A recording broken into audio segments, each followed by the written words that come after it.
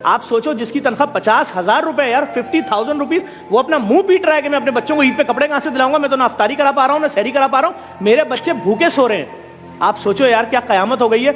850 रुपए का 30 किलो आटा आता था 1 महीने पहले भाई, आज 5 किलो नहीं आ रहा, 860 रुपए का 5 किलो आटा है। अगर आपको पता है सिक्योरिटी गार्ड सड़कों में क्यों सो रहे हैं आजकल? ये एक नया ट्रेंड शुरू हुआ है, नोट किया आपने कि सिक्योरिटी गार्ड सड़कों पे सो रहे हैं? और क्यों? गौर नहीं किया?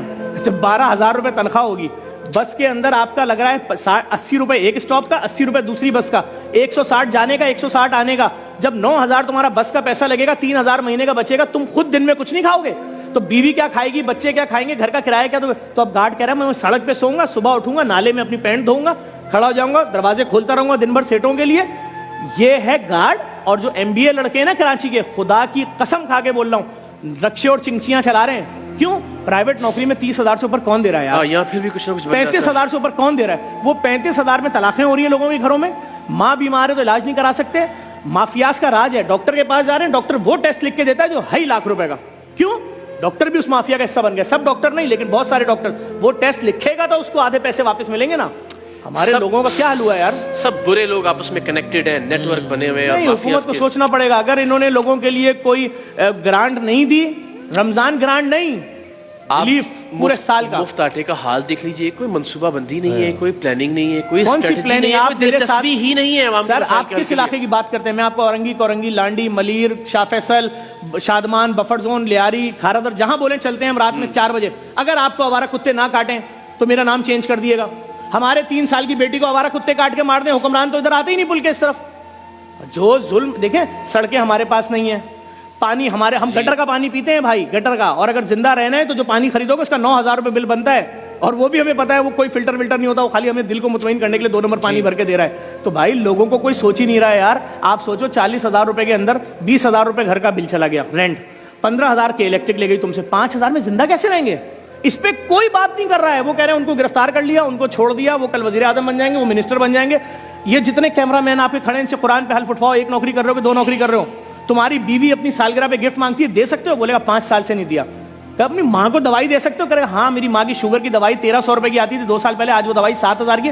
मैंने कहा अम्मी मर जाओ, खुदा से जाके शिकायत करना कि मैंने वो बच्चा जिसको पेट में पाला था ना, 9 महीने पेट में रखा, चलना सिखाया, पढ़ना सिखाया, और जब वो माँ मर रही है यार, 40,000 की खबर, 15,000 की मैयत। बस अभी कल पोस्ट चल रही थी प्राइवेट अस्पताल की कि एक शख्स की माँ की मैयत नहीं दे रहे, कह रहे 7 लाख दोगे तो मैयत मिलेगी।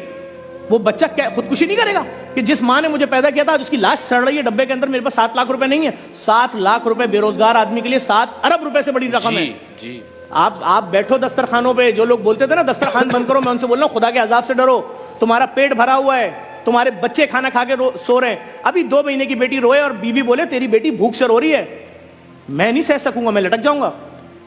तो मेरी बेटी, यार मैं तो टीवी पे ऐड देख रहा हूँ, ये महंगी लॉन, ये महंगे कपड़े, ये महंगा रेस्टोरेंट, ये महंगा खाना, ये खाने का सेगमेंट, खाने ही नहीं है, सिर्फ भूख भूख भूख भूख। लोगों के पास दफनाने के पैसे नहीं है, बात ही खत्म हो गई। खुदा की कसम खा के कह रहा हूँ, मेरे ऑफिस में लड़का आया, यंग लड़का आया, उसने आके ऑफिस में पता क्या बोला? उसने बोला कि सिर्फ 25,000 रुपए देने, मैं झूठ नहीं बोल रहा, मेरे बेटे की मैयत 3 दिन से रखी, दफनाने के पैसे नहीं है, मैं किसी से बोल नहीं सकता। मैंने कहा झूठ बोल रहा है, ऐसा हो नहीं सकता। इतनी बेहिसी जमाने में लड़के को भेजा, लड़का गया, कसम खुदा की उसकी बच्चे की मैयत 3 दिन से रखी थी, सिर्फ 25,000 रुपए मांग रहा था। मैंने कहा मैयत बस के पैसे तो, बोला मैं गरीब हूं, मेरे रिश्तेदार नहीं आए, एम्बुलेंस में मैयत भेज दो। अल्लाह की जात जानती है जफर भाई, ये जब तक हम भी नेकी और इस तरह के मामलात में नहीं थे, हमें भी लगता था कि कोई ऐसी बातें कर रहा है ना तो वो शायद वो कोई बहुत ही अफसानवी बातें कर रहा है और डायलॉग है सिर्फ।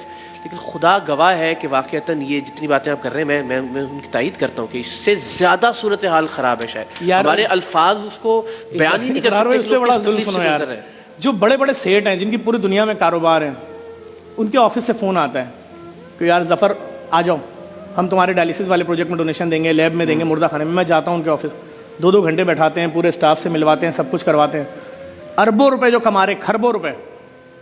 उसके बाद लिफाफा देते हैं, हंसते हुए सबके सामने तस्वीर खिंचवाते हैं, सब कुछ करते हैं। जब हम आगे लिफाफा खोलते हैं, पता है क्या डोनेशन निकलता है? 5,000 रुपये। एक किट नहीं आ रही 5,000 रुपए की। वो जो हमारे एक डायलिसिस सेंटर का खर्चा 40 लाख था ना, डॉलर की वजह से 80 लाख में चला गया। और माफियाज इसमें भी इन्वॉल्व हो गए। जो एप्रन के इंजेक्शन 800 रुपए का था, जो डायलिसिस के मरीज को लगना है, 1800 का ब्लैक में मिल रहा है, 16 लाख का वो खर्चा बढ़ गया। अभी जो हमारे दर्जनों डायलिसिस सेंटर है, हम तो वो कैसे चलेगा कैसे, क्योंकि हर जगह माफिया है। अभी आप समझें, आप क्या समझ रहे हैं सिर्फ फकीर माफिया थी? ये ठेले वाले जो है ना, ठेले वाले, ये एक आदमी का ठेला होता है, वो 7,500 का ठेला खरीदता है, 2,200 रुपए का तराजू और उसके वेट लेता है, Okay. और उसके बाद सब्जी उठाता है 10 लाख रुपए की, और सारे ठेलों पे अपने रख देता है, और उसके बाद सबको बोलता है 1500 दिहाड़ी पे ठेले ले जाओ। तो लोग आते हैं 1500 दिहाड़ी। अब आप उस ठेले वाले के पाँव में गिर जाओ, मेरे बच्चे आज फ्रूट खाना चाह रहे हैं, मेरे बेटे का पहला रोजा है, खुदा के वास्ते फल सस्ता दे दे, मैं 600 का नहीं लूंगा, रेट लिस्ट पे लिखा है 150, 160 का दे दे, वो नहीं देगा। क्यों? उसको दिहाड़ी मिलनी है 1500 रुपए। भाई पीछे माफियाज हैं। सरकार अगर इनको बंद करे, पुलिस इनकी FIR काटे ठेले वालों की, नहीं बिकेगा रेट, मार्केट रेट में। कौन करेगा? लेकिन सवाल ये है, बात ही खत्म हो दिलचस्पी गई। ही नहीं है, प्रायोरिटी ही नहीं है, अवाम तरजीह ही नहीं है। फकीरों के खिलाफ में निकला, 6 बाइकों पे मेरे घर तक आए। अगर मैं उस दिन उनके हाथ लग जाता, मैंने वीडियो डाली है, तो आज मेरा 10वां होता।